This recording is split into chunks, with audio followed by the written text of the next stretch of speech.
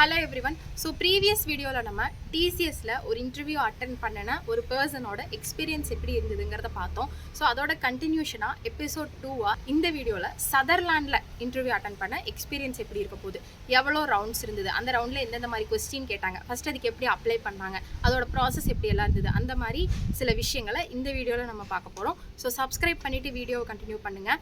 இந்த மாதிரி அப்கமிங் டேஸில் நிறையா கம்பெனியோட இன்டர்வியூ எக்ஸ்பீரியன்ஸ் எல்லாமே நாங்கள் வந்து ஷேர் பண்ண போகிறோம். ஸோ வீடியோக்குள்ளே போகலாம். ஓகே மலர், லாஸ்ட்டாக நீ வந்து எந்த கம்பெனியில் வந்து இன்டர்வியூ அட்டன் பண்ண, டிசிஎஸில் அட்டன் பண்ணதை பற்றி நீ சொல்லியிருந்த.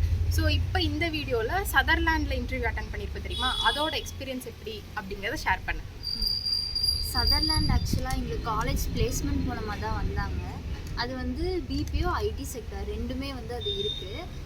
ஸோ எங்களுக்கு அசோசியேட்டிவ் ரோல் அப்படிங்கிற ரோலுக்காக வந்து அசோசியேட் ரோலுக்கு இது பண்ணியிருந்தாங்க. எவ்வளோ இயர்ஸ் எக்ஸ்பீரியன்ஸ்? ஃப்ரெஷர்ஸ் தான். காலேஜ் ப்ரீ ஃபைனல் இயர் இருக்கவங்க எல்லாத்துக்கும் காலேஜ் மூலமாக இன்டர்வியூ பண்ணுவாங்க.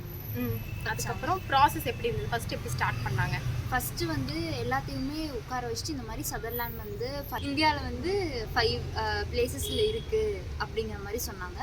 அதுக்கப்புறம் வந்து அவங்க கம்பெனி பற்றி எக்ஸ்பிளைன் பண்ணாங்க.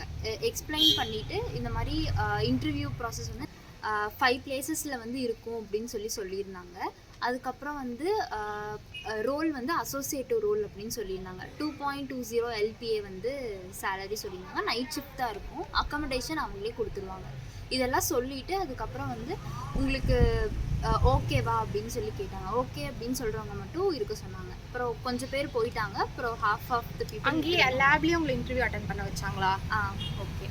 அதுக்கப்புறம் வந்து டேரெக்டாக ஹெச்ஆர் அவங்ககிட்ட தான் பேசணும். ரவுண்டில் ரெஸ்யூம் கொடுத்துட்டு அவங்க நார்மலாக தான் கொஷின்ஸ் கேட்டாங்க. நம்ம ரெஸ்யூமில் என்ன போட்டிருக்கோமோ அதை பற்றி தான் கொஷின்ஸ் கேட்டாங்க. இங்கிலீஷ் மட்டும் ஃப்ளூவெண்ட்டாக இருக்கா அப்படின்னு சொல்லி பார்த்து செல்ஃப் இன்ட்ரோ இருந்தது. செல்ஃப் இன்ட்ரோ இருந்துச்சு. அப்புறம் வந்து இன்டர்ன்ஷிப் பற்றி கேட்டிருந்தாங்க. ப்ராஜெக்ட் பற்றி கேட்டாங்க. கோடிங் கொஸ்டின்ஸ் எல்லாம் எதுவும் கேட்கல. கோடிங் எதுவும் கேட்கல, இது மட்டும் கேட்டாங்க.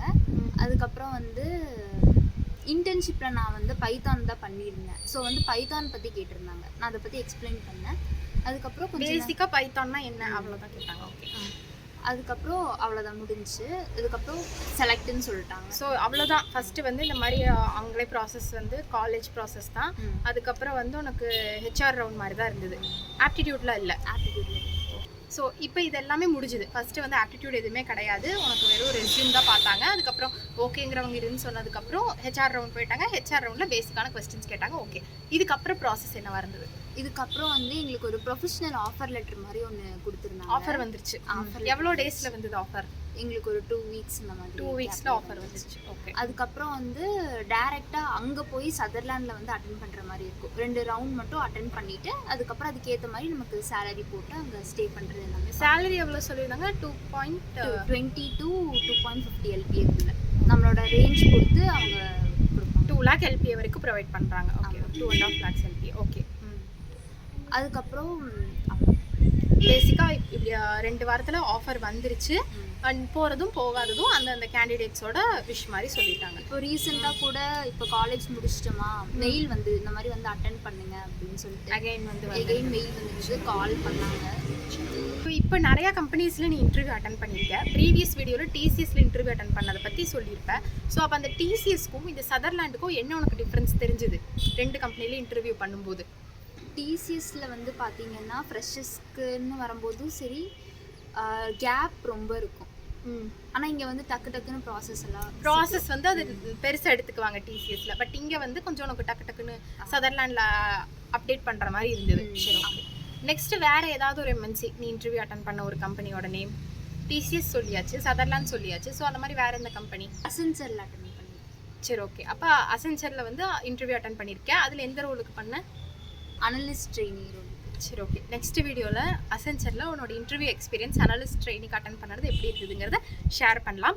ஸோ இந்த வீடியோ யூஸ்ஃபுல்லாக இருந்ததா, இது எந்த அளவுக்கு உங்களுக்கு வந்து ஒரு நாலேஜ் வந்து கொடுத்தது இவங்களோட எக்ஸ்பீரியன்ஸ் அப்படிங்கிறத கமெண்ட் செக்ஷனில் சொல்லுங்கள். ஸோ நெக்ஸ்ட் அசென்சரோட எக்ஸ்பீரியன்ஸ் வந்து வீடியோ வேணும்னா கமெண்ட் பண்ணுங்கள். நெக்ஸ்ட் வீடியோவில் அப்லோட் பண்ணுறோம். ஸோ மறக்காமல் இதுக்கெல்லாம் நம்மளோட சேனலை சப்ஸ்கிரைப் பண்ணிக்கோங்க. நெக்ஸ்ட் வீடியோவில் பார்க்கலாம். பாய்.